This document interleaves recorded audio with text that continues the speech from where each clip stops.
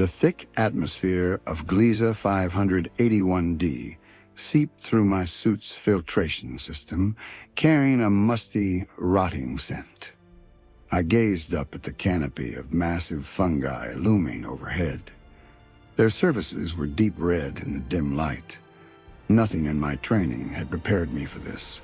It was utterly unsettling. I recalibrated my rebreather, feeling the clicks as it adjusted. The holographic display on my wrist flickered to life as I ran a systems check. Oxygen levels, marginal but holding steady. Toxins, elevated but manageable, thanks to the cocktail of antibodies and nanites circulating through my bloodstream. Time until extraction, 47 hours. A long time to be alone on an alien world. The mission brief was clear. Explore, observe, collect samples, don't interfere. Easy to say from the sterile confines of the Kepler in orbit. Here, surrounded by the pulsing life of an alien ecosystem, every step felt like an interference. I navigated the winding path.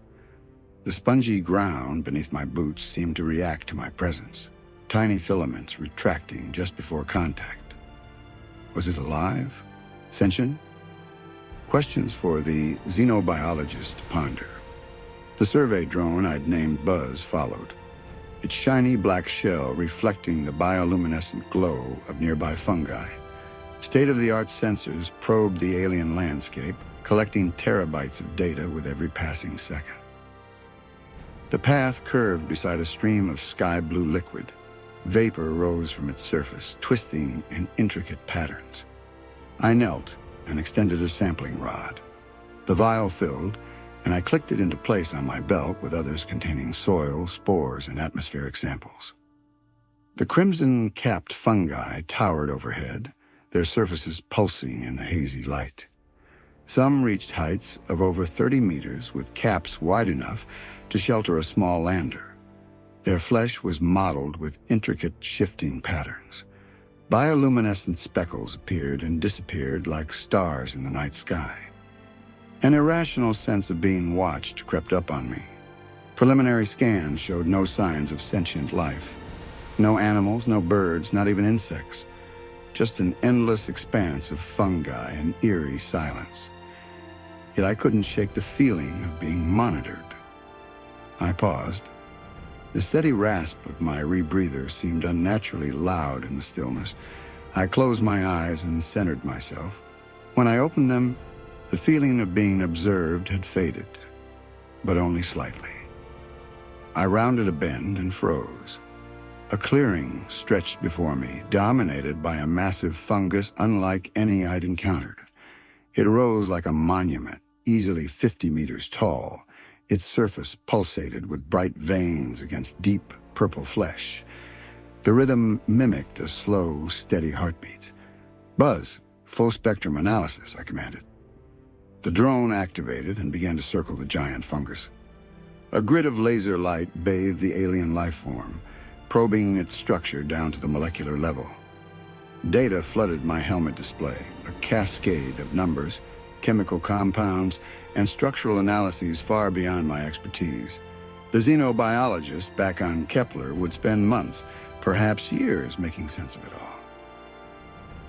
A notification pinged and drew my attention to an anomaly near the fungus's base. I approached cautiously as my boots sank slightly into the spongy soil with each step. The ground rippled outward from my footfalls. I crouched and activated my suit's enhanced imaging system. The soil came alive in infrared, revealing a complex network of filaments stretching in every direction. I drew in a sharp, filtered breath. The entire forest floor was interconnected, an extensive fungal network linking every fungus and plant. I'd suspected as much, but seeing it confirmed was both thrilling and unsettling. A tremor ran through the ground and nearly toppled me. I stumbled back. The giant fungus pulsed faster, its veins glowing with an inner light that intensified with each passing second. "Buzz, retreat to a safe distance," I ordered, already backing away from the clearing. The drone complied and zipped back to hover near my shoulder. The tremors intensified. The entire forest vibrated. I ran, dodging smaller mushrooms and leaping over exposed roots. My exosuit's servos strained with the effort, pushing to keep up with my panicked pace. Behind me, a deep groaning filled the air as if the planet was waking from a long slumber. I glanced back and immediately regretted it. The giant fungus was splitting open, its flesh peeling back to reveal a core of pulsating light. Spores erupted from its center, quickly clouding the air. They shimmered with an otherworldly beauty that did nothing to lessen my terror. My suit's sensors blared warnings as the spores rained down around me. They impacted my helmet with a relentless plink-plink, driving my panic higher. "Kepler, emergency extraction required," I shouted into my comm, praying the signal would punch through the ionized atmosphere.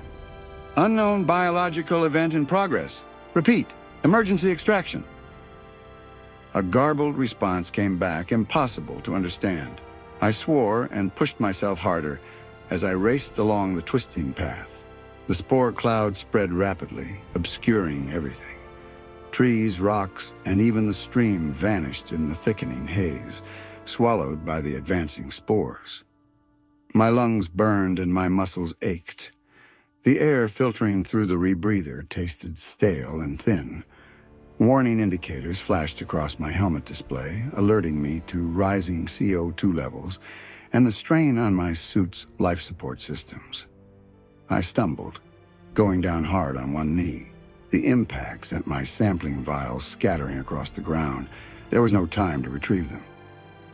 I scrambled to my feet, the world spinning around me as oxygen deprivation set in. I activated my suit's emergency beacon as a last-ditch effort to be found when the Kepler sent a rescue team. The path ahead disappeared into a wall of glittering spores. I skidded to a halt, my options evaporating as quickly as the landscape around me. I turned, searching desperately for an escape route. There, a small cave entrance barely visible through the spore cloud. I bolted for it, my vision narrowing to a pinprick of clarity surrounded by encroaching darkness. I collapsed just inside the cave mouth, struggling to breathe. Through blurred vision, I watched as the spores swirled outside, obscuring everything.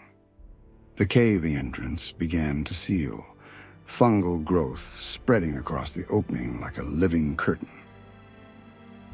As consciousness slipped away, a final realization dawned on me.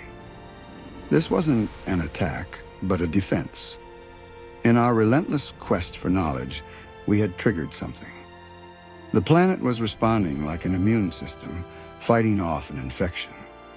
I was the infection. A strange sense of awe washed over me.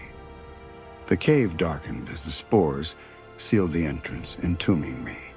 With my last bit of strength, I activated the buzz's long-range transmission, hoping against hope that it could send our findings back to the Kepler.